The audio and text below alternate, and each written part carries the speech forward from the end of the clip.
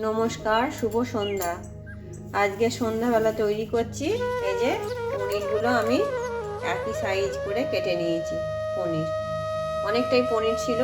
এই যে পনিরটা কেটে নিয়েছি, ওর সাথে পেঁয়াজ কেটেছি। পেঁয়াজের আমি এই পাপড়িগুলো ছাড়িয়ে নিয়েছি, মানে কেটে 4 ফালি করে পাপড়িগুলো ছাড়িয়ে নিয়েছি। কাঁচা লঙ্কা কুচি নিয়েছি, রসুন কুচি, আদা কুচি আর একটু গোলমরিচ গুঁড়ো, আর একটু ধনে পাতা নিয়েছি উপরে ছড়িয়ে দেওয়ার জন্য। তা আজকে তৈরি করব চিলি পনির। কড়াই বসিয়ে দিয়েছি, কড়াই গরম হয়ে গেছে। এবার একটু সাদা তেল দেবো পনিরগুলো ভেজে নেওয়ার জন্য। তেল দিয়ে দিলাম একটু। তেল আমার গরম হয়ে গেছে। এবার পনিরগুলো আমি একে একে দিয়ে দেবো।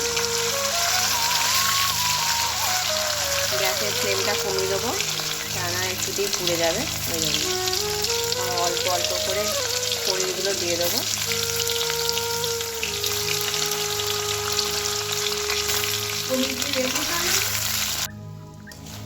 এই পনিরগুলো হালকা লাল লাল করে ভাজা হয়ে গেছে।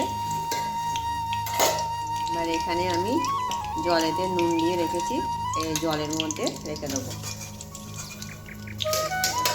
যাতে পনিরের ভেতর নুনটা ঢোকে।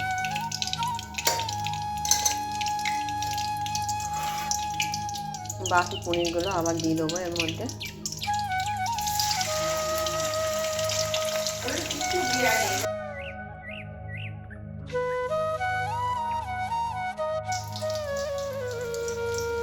এই গ্যাসের ফ্লেমটা কমিয়ে কমিয়ে আমার সব পনিরগুলোই ভাজা হয়ে গেল। এই যে নুন জলে ডুবিয়ে দিলাম। নুন জলের মধ্যে সব কটা পনির আমি ডুবিয়ে দিলাম। আর ওই তেলের মধ্যে এই যে রসুন কুচি করা আছে, তেলের মধ্যে দিয়ে দেবো। রসুন কুচি দিয়ে দিলাম।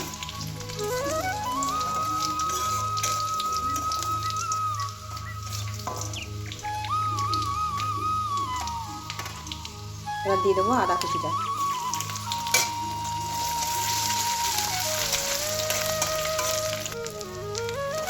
পেঁয়াজগুলো যে ছাড়িয়ে রেখেছি, পেঁয়াজগুলো দিয়ে দিলাম।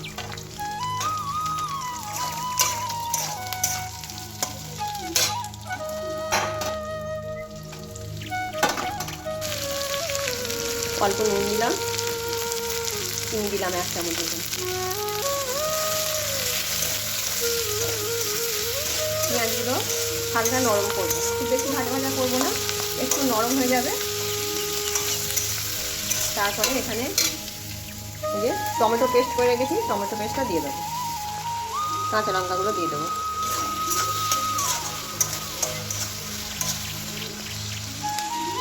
টমেটোটা পেস্ট করে রেখেছি, টমেটো পেস্টটা দিয়ে দিলাম।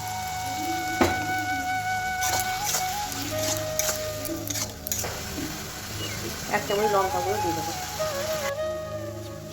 এই যে একটু সোয়া সস দিয়ে দেবো, আর একটু ভিনিগার দেবো, আর একটু টমেটো সস দেবো। অল্প করেই দেবো, যেহেতু আমি টমেটো বাটা দিয়েছি। এখানে আমার মশলাটা অনেকক্ষণই কষানো হয়ে গেছে। আর এই যে কর্নফ্লাওয়ার গুলিয়ে রেখেছি, কর্নফ্লাওয়ারটা দিয়ে দেবো। এই যে পনিরগুলো আমি নুন জলে ডুবিয়ে রেখেছি, পনিরগুলো এবার আস্তে আস্তে তুলে দিয়ে দেবো। এই যে তো নুনটা দিয়েছি, আর এটা নুন জলটা দিতে গেলে একটু দেখে দিতে হবে, কেননা পরিমাণে বেশি নুন হয়ে যেতে পারে।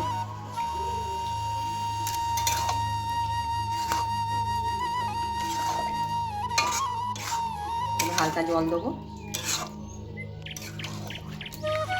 হালকা জল দিয়েছি।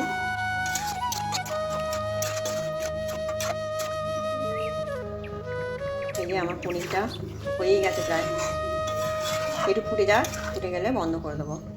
এবার এখানে এর মধ্যে এই যে গোলমরিচ গুঁড়িয়ে রেখেছি, গোলমরিচ গুঁড়োটা দিয়ে দেবো।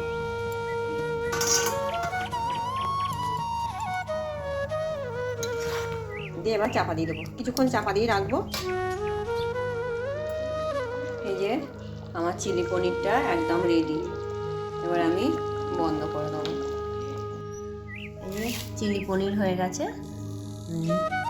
কালারটা কিন্তু দারুণ এসছে। আর আজকে আমাদের খাওয়া হবে পরোটার সাথে। যেমন পরোটাও ভাজা হয়ে গেছে, এই যে চিলি পনির তোমরা রুটি দিয়েও খেতে পারো, লুচি দিয়েও খেতে পারো, মানে এইসব দিয়ে একটু ভালো লাগে খেতে। তা পরোটা দিয়ে তো দারুণ লাগে খেতে, প্রচণ্ড নরম হয়েছে। যে তোমাদের একটা তুলে দেখাই,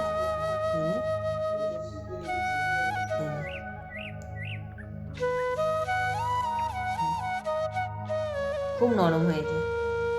তোমাদের যদি আমার এই ভিডিওটি ভালো লেগে থাকে, আমার চ্যানেলটি সাবস্ক্রাইব করবে, লাইক করবে, কমেন্ট করবে।